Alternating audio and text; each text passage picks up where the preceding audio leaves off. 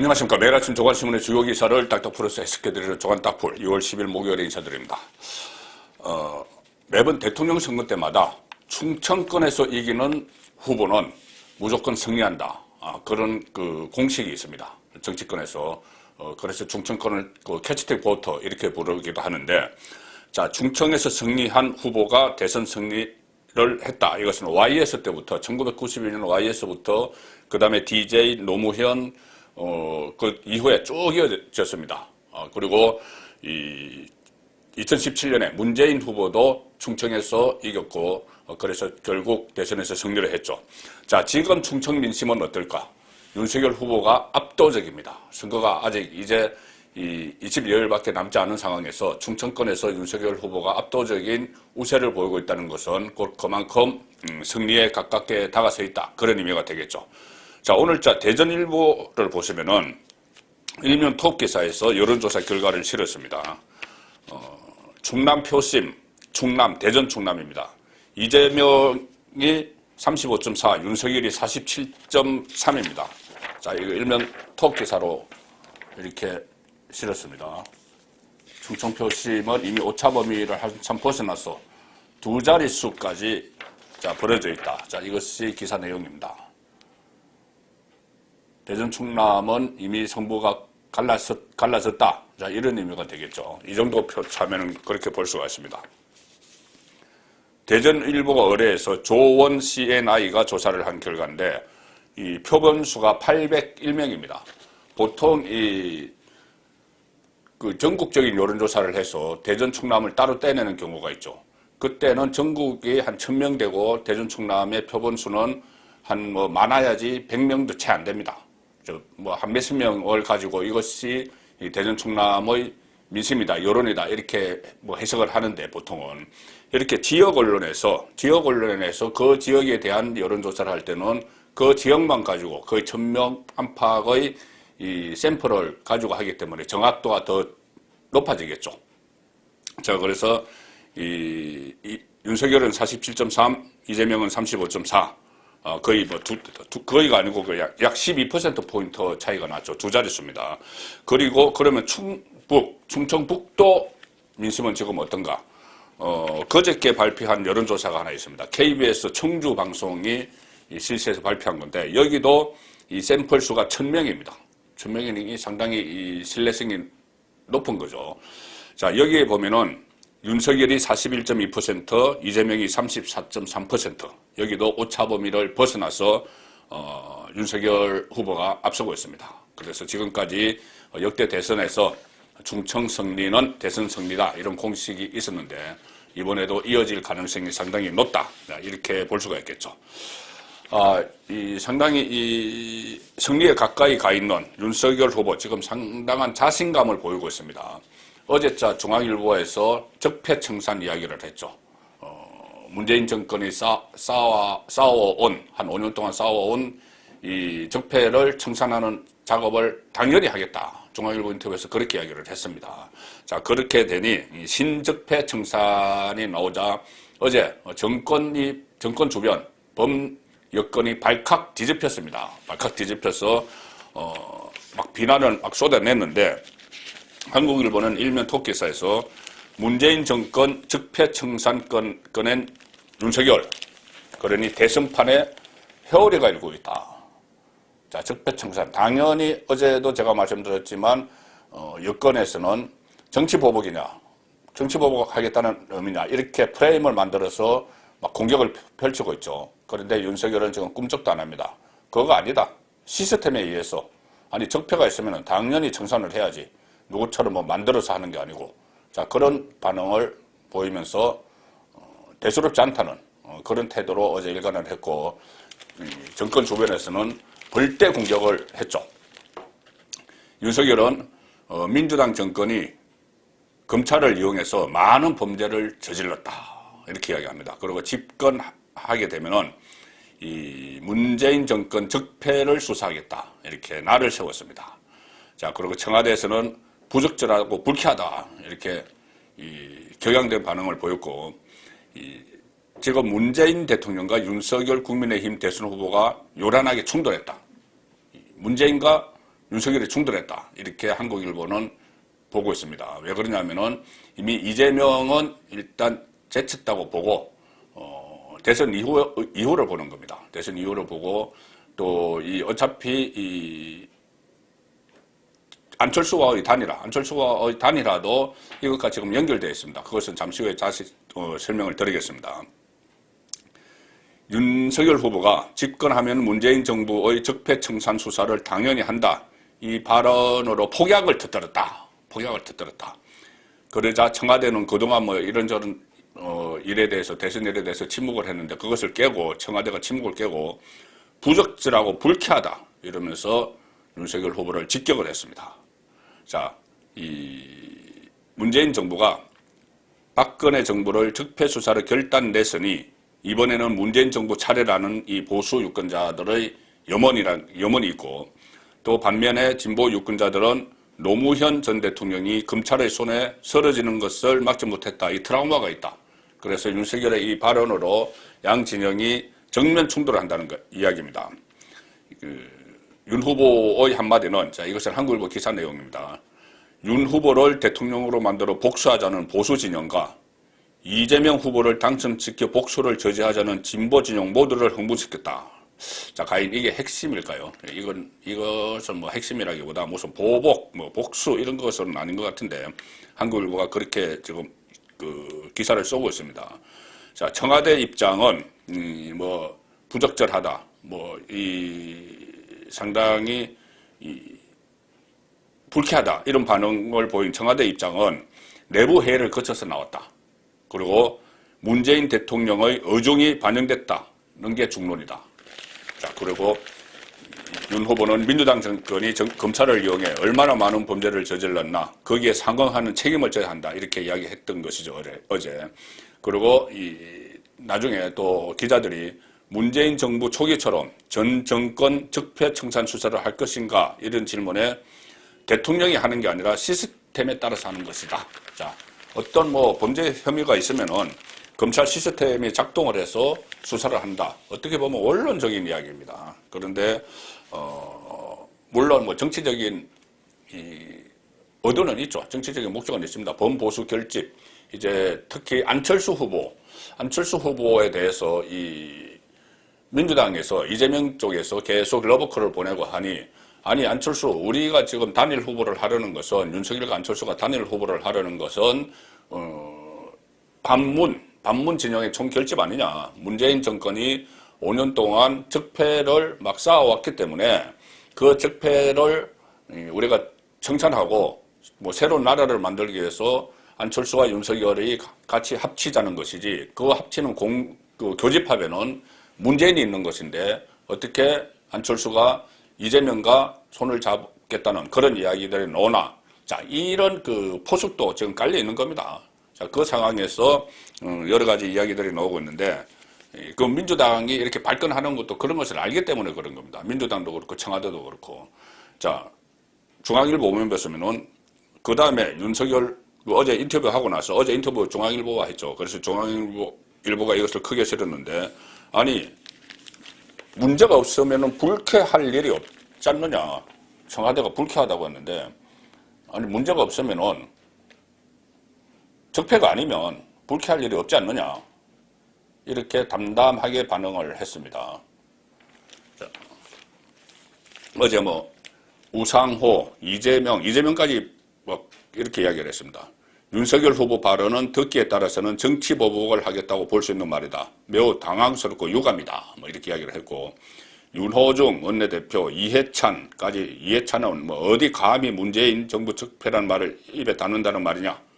이렇게 했는데 이렇게 흥분하는 것은 그만큼 재발이 저리다는 그런 의미가 되는 겁니다. 그리고 정작 윤 후보는 여건이 막 격앙된 반응을 보이는데 윤석열 후보는 스스로 생각하기에 문제될 것이 없다면 불쾌할 일이 뭐가 있느냐 이렇게 이야기를 했습니다. 또 새 정부가 들어선 뒤 시간이 지나서 전임 정부의 문제가 적발되면 정상적인 사법 시스템에 따라 수사가 이루어지게 돼 있다는 그런 원론적인 말씀을 드린 것이다. 자, 이렇게 그 반응을 보이죠. 그리고 이런 말을 또 덧붙입니다. 아니 내가 한 건 정당한 적폐청산이고 남이 하는 건 보복이란 프레임으로 하는 건 맞지 않다. 문재인 정권 지금 5년 내내 적폐청산 위기에 빠질 때마다 또 국민 갈라치기를 하면서 적폐청산을 부르짖었죠. 그런데 그것은 적폐청산이고 본인들이 쌓아놓은 그 적폐에 대해서 청산을 하려는 것은 정치보복이다. 자, 이런 이야기를 하는 겁니다. 국민의힘 쪽에서는 이런 분석이 나옵니다. 윤석열 후보 발언을 두고 여건이 정치보복이라고 할수록 지금 문재인 정부의 적폐청산 수사를 스스로 부정하는 꼴이 아닌가. 적폐청산이 아니고 정치보복이었다는 것을 지금 말하는 것 아닌가. 이 적폐청산에 대해서 정치보복 이러면은 그쪽도 적폐청산이 아니고 정치보복이었다. 이것을 자인하는 것 아닌가. 이런 그 해석이죠. 자, 상당히 이 개강되어 있습니다. 지금 뭐 발칵 뒤집혔습니다. 조선일보 보시면은 청와대 여권 어딜 감히 막 불쾌하다 막 이런 반응을 보이고 있습니다. 이런 반응을 보이는데, 자, 조선일보에서 왜 이 윤석열이 이렇게 강하게 발언을 했을까? 거기에 대한 분석을 합니다. 제가 조금 전에 말씀드린 것과 좀 유사한 분석 내용인데, 윤석열 후보는 내가 한 것은 정당한 적폐 처리고 남이 하는 건 보복이라는 그런 프레임은 맞지 않다 이렇게 이야기를 했고, 윤석열의 강해진 문재인 때리기 보수 지지층 결집 났었다.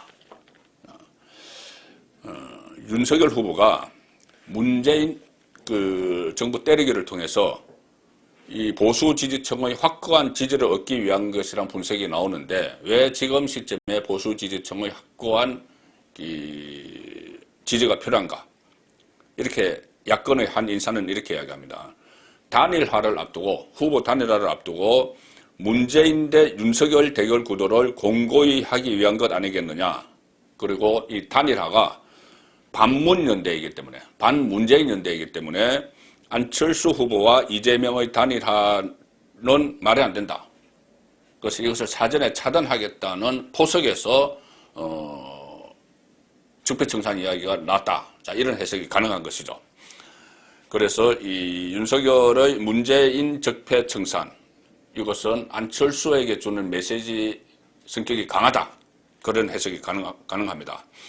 최근에 부쩍 이재명 캠프에서 안철수에게 러브콜을 막 보내고 있죠. 뭐 다목적 포석이 있는데, 제가 몇 차례 말씀을 드렸지만 이것은 야권 후보 단일화를 하지 못하도록 이관계를 쓰는 것이다. 이관계를 쓰는 것이다. 그리고 문재인, 어차피 이 안철수는 과거에 문재인과 후보 단일화도 했고 또 문재인과 당도 같이 하고 했기 때문에 당신은 어차피 진보 진영 아니냐, 우리 쪽 아니냐, 이렇게 해서 이 야권 후보 단일화를 회방을 놓고, 또 만약에 단일화가 되더라도 의미를 반감시키기 위해서 계속 이재명과 안철수의 단일화 이야기를 하고 있는 겁니다. 그래서 그런 목적을 알고 있기 때문에 그것을 깨기 위해서 윤석열 후보가 우리 안철수와 윤석열의 교집합은 반문재인 연대다. 그런데 이재명은 문재인의 후계자다. 그러니 이재명과 연대를 하는 것은 맞지 않다. 자, 이런 메시지를 지금 공중적 여론전을 막 벌이고 있는 그 상황입니다. 최근에 이재명이 안철수에게 러브콜을 막 보내는데, 자, 단일화가 되더라도 좀 효과를 반감시키자. 그런 의미가 많이 있습니다. 그런 목적이 많이 있는 것이죠. 자, 한국경제 보시면은 지지율 반전 시급한 이재명, 안철수와 단일화 성부수 던질까? 자, 언론도 지금 계속 이렇게 이야기를 하고 있습니다. 안철수가 지금까지는 그냥 윤석열이었는데 이재명과 단일화, 그리고 한 단계 더 넘어서 여의도에 떠드는 괴문건을 제가 한번 소개를 드렸죠. 아예 이재명은 이 옆에 김혜경 씨 사죄하는, 어제 사과 기자회견 하는 것도 있죠. 자, 그렇게 상처가 너무 깊으니 이재명으로서는 도저히 안 되니 차라리 안철수로 바꾸자. 여당 후보를, 여권 후보를. 자, 그런 이야기까지 계문서에 나돌고 있습니다. 민주당은 이재명, 안철수 단일화론을 분출하고 있다. 한 달 동안 많은 이야기가 오갔다. 자, 정치개혁 의지 같은 것이 이재명과 안철수가 오히려 가깝다. 이런 말을 막 흘립니다. 이재명 후보는 여기에 대해서 짐짓 이렇게 이야기합니다. 내가 아는 바로는 뭐 협상이 사실이 아니다. 그런데 고민이 없는 것은 아니다. 여지를 남기죠. 고민이 없는 것은 아니다. 자, 그래서 이 양당 모두 지금 비공식적인 제의가 오고 가는 개별적 접촉에 대해서는 부인하지 않고 있다. 이런 의미입니다. 국민의당과 안철수의 국민의당과 민주당이 접촉을 하고 있다는 건 부인하지 않는다. 자, 조선일보 보시면은 여당 안철수 단일화 러브콜, 속내는 어게인 1987. 이게 뭐냐면은 분열시키기죠. 분열을 시키겠다는 이야기입니다. 1987년에 이 노태우, 김대중, 김영삼, 김종필 이렇게 출마를 했죠. 그리고 특히 김대중과 김영삼이 같은 진영으로서 이 단일화 이야기가 상당히 많이 나왔습니다. 그때 큰 논쟁이 있었는데 그때 노태우 진영의 전략이 둘 다 출마시키는 거였죠. 그래서 3자 필속론, 세 사람이 같이 출마하면은 그때 당시 진보 진영의 표가 DJ와 YS로 쪼개질 것이기 때문에 노태우 후보가 이길 수 있다. 그래서 두 사람을 계속 다 같이 출마시키려는 그런 전략을 썼습니다. 그래서 그때 불과 36.6% 득표율로 노태우 정부가 탄생을 했죠. 자, 그것을 어게인 1987 야권 분열로 여당이 승리한다. 이 전략을 지금 쓰고 있다는 이야기죠. 야권 협상 교착에 빈틈 파고드는 여당. 그래서 민주당 내부에서는 안철수 후보와 단일화가 불발되더라도 다자 구도가 유지되기 때문에 야권 분열을 노릴 수 있다는 계산에서 계속 안철수에게 러브콜을 보낸다. 우리에게 안 올 거 뻔하지만 저쪽으로도 가지 마라. 윤석열에게도 가지 마라. 그런 의미에서 계속 이재명에게 러브콜을 보내는 것이죠. 이 과정에서 이재명 후보 측은 정식 제안은 아니지만 이원 내각제 개헌, 여론조사를 통한 단일화, 총리 재임 시 헌법상 강요 재청권 보장 이런 것도 다 언급을 했다는 것으로 알려지고 있습니다. 사실상 이재명, 안철수 권력 분점, DJPC 권력 분점 이것까지 윤석열 쪽에서 계속 그런 이야기가 나왔는데 지금은 이재명도 비슷한 이야기를 안철수에게 하고 있다는 것이죠. 그래서 단일화에 성공을 하게 되면은 만약에 이재명과 안철수가 단일화에 성공을 하게 되면은 컨벤션 효과를 등에 업고 막판 뒤집기를 할 가능성이 열린다. 그런데 그 가능성은 상당히 희박하죠. 그렇지만 단일화가 안 되더라도 이재명, 안철수 단일화가 안 되더라도 안철수의 독자 출마를 촉진해서 1987년 대선과 같은 다자 구도가 재현될 수 있다. 자, 이것이 이재명 캠프의 노림수입니다. 윤석열 후보는 어제 그런 이야기를 했죠. 안철수와의 단일화에 대해서 서로 신뢰하고 정권 교체라는 방향이 맞으면 단 10분 안에도 커피 한 잔 마시면서 끝낼 수 있는 것 아닌가. 이렇게 윤석열 후보는 상당히 낙관을 하고 있습니다. 그렇지만 이재명 쪽에서는 이재명과 안철수가 결합이 안 될 걸 뻔히 알면서도 계속 윤석열에게 가지 못하도록 이렇게 해방을 놓고 있는 것이죠. 자, 그 상황에서 국민의힘 안에서 또 이런 이준석 같은 이런 사람도 있습니다. 국민일보가 인터뷰를 했는데 안철수 사퇴 후에 윤석열 지지선은 왜 단일화 방법은 없다. 자, 이것은 아예 한국하고 들어오라는 이야기죠. 한국하고 들어오는 방법밖에 없다. 이렇게 지금 이 중요한 순간에 당대표란 자가 고춧가루를 막 뿌리고 있습니다. 자, 그러니까 무조건 무슨 지분이고 뭐고 DJP 연합식이든 뭐든 이 공동정부 이런 거에 대해서는 굉장히 위험한 전략이다. 공동정부를 전제로 한 자리 나누기는 절대 협상의 대상이 될 수 없다. 자, 이런 이야기를 막 하는데 이준석이 단순히 사적 감정을 가지고 안철수와 악연이 많죠. 선거에서 안철수에게 2번이나 지고 공천 싸움도 하고 또 안철수를 사석에서 욕설을 했다가 당의 징계도 받고 그런 사적 감정만 가지고 지금 과연 이러고 있느냐. 그것보다는 본인도 어쨌든 당대표직이나 하고 있는데 그것만으로는 이런 큰 문제에 접근하지 않겠죠. 뭔가 꿍꿍이 속에 있다고 봐야 되는데 자, 꿍꿍이 속에 대해서는 여의도 정가에서 다양한 이야기가 나돌고 있습니다. 그렇지만 제가 뭐 믿고 싶지 않은 이야기인데 가령 이런 겁니다. 정가 찌라시에 나오는 거 보면은 이준석 입장에서 어차피 윤석열이 당선돼도 본인은 팽당할 것이다. 본인이 그토록 윤석열, 김종인을 등에 업고 윤석열과 마찰을 막 빚어왔죠. 그러다 지금 어쩔 수 없이 막 돕는 척하고 있는데 본인이 이름을 지어줬던 윤핵관 이런 사람들, 권성동, 뭐 장제원, 윤한홍 이런 사람들이 나중에 정권을 잡으면은 이준석은 토사구팽할 게 뻔하다. 자, 그렇기 때문에 이준석 입장에서는 이 정가 찌라시에 놔두는 이야기입니다. 저도 믿고 싶지 않지만은 아예 윤석열보다는 이재명 정권이 들어서는 게 낫다는 생각을 하는 것 아닌가. 그래서 이재명이 가장 원하는 것이 단일화가 안 되는 겁니다. 윤석열과 안철수의 단일화가 불발되는 겁니다. 그래서 1987년처럼 3자 구도로 가는 거죠. 그것을 이준석이 본인은 뭐 자강론, 소위 말하는 자강론, 이것을 명분으로 해서 단일화가 안 되도록 하고 있는 것 아닌가. 그리고 특히 국민의당의 권은희 의원이죠. 권은희도 계속 단일화는 안 된다. 단일화의 고춧가루를 막 부르고 있습니다. 그런데 권은희는 원래 민주당 출신이고 그 다음에 이준석과 유승민이 만든 바른미래당에서 같이 활동을 했죠. 그래서 오히려 국민의힘의 이준석 그리고 국민의당의 권은희 이 두 사람이 단일화를 방해하는 그런 작업을 벌이고 있다. 자, 이런 분석까지 지금 정가에서는 놔두는 상황입니다. 가장 중요한 것은 안철수의 생각이겠죠.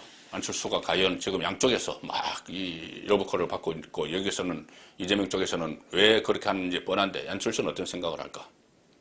과거에 2012년이죠. 그때 안철수의 생각이라는 책을 펴냈는데 그 생각이 갑자기 납니다. 그때 문재인은 그때 대선에 출마하기 위해서 문재인의 운명이라는 책을 펴냈죠. 문재인의 운명. 뭐냐면은 본인이 노무현의 뒤를 따라서 정치를 할 수밖에 없는 운명이다. 그래서 문재인의 운명이라는 책을 펴냈고 그때 신드롬을 일으켰던 안철수는 안철수의 생각이라는 책을 펴냈습니다. 그때 어떤 이야기가 나왔냐 하면은 양쪽이 그때도 문재인, 안철수가 단일화 이야기를 막 했죠. 그때 나왔던 이야기가 문재인의 운명은 안철수의 생각에 달려있다. 책 제목을 따서 그렇게 이야기를 했습니다. 단일화 때문에. 이번에도 비슷하게 좀 결은 다르지만은 이번 대권의 운명, 그러니까 윤석열의 운명, 또 이재명의 운명은 안철수의 생각에 달려있는 그런 상황이 됐습니다. 자, 동아일보 3면 보시면은 안철수 대선 끝까지 갈 거다. 인터뷰를 했습니다. 물론 뭐 대선 끝까지 간다고 이야기해야죠. 아주 뭐 단일화 어떤 뭐 시작도 안 됐는데. 그리고 민주, 국민의힘 모두 단일화 구체적인 제안은 없다. 구체적인 제안은 없다에 초점을 맞춰서 보시면 됩니다. 구체적 제안은 없다. 그런데 제안은 있었다는 이야기가 나옵니다. 구체적 제안은 없었지만 자, 어디까지가 구체적이라고 표현을 해야 될지는 모르지만은 이렇게 이야기합니다. 동아일보 인터뷰하면서 민주당 이재명 후보와 직접 연락을 주고받았다는 물밑 접촉설에 대해서 물었습니다. 안철수의 반응은 웃으면서 했지만 어떻게 알았대요? 그것을 어떻게 알았어요? 이재명이 직접 연락을 하고 있다. 물밑 접촉설. 그걸 어떻게 알았대요? 웃으면서 이야기했지만 긍정도 부정도 하지 않은 채 요원을 남겼다. 만약에 그런 일이 없으면은 그냥 이렇게까지 말하지 않죠. 그걸 어떻게 알았어요? 이렇게 말하지 않습니다. 그런 적 없다고 이야기했죠. 그런데 그런 적이 있기 때문에 있다고 하기도 그러니 농담으로 웃으면서 넘긴 겁니다. 여야가 구체적으로 단일화 제안을 해오면 검토는 가능한가? 이렇게 기자가 물었습니다. 여기에 대해서 안철수가 잠시 생각을 하다가 거대 양당 둘 다 정권 교체 내지 정권 유지 자체가 목표다. 정권 교체도 중요하지만 그 이후에 나라를 제대로 만드는 게 중요하다. 그게 안 되면 5년 만에 또 정권 교체가 될 거다. 어떤 나라를 만들지 생각이 없다. 자리 나눠줄 생각밖에 없다. 자, 자리 나눠줄 생각밖에 없다. 이재명 조금 전에 공동정부 이야기 했죠. 그리고 윤석열 후보 쪽에서도 공동정부 이야기가 나옵니다. 그래, 공동정부 자리도 좋지만 본인에게 비전을 제시하라는 이야기입니다. 어떤 나라를 만들 것인지.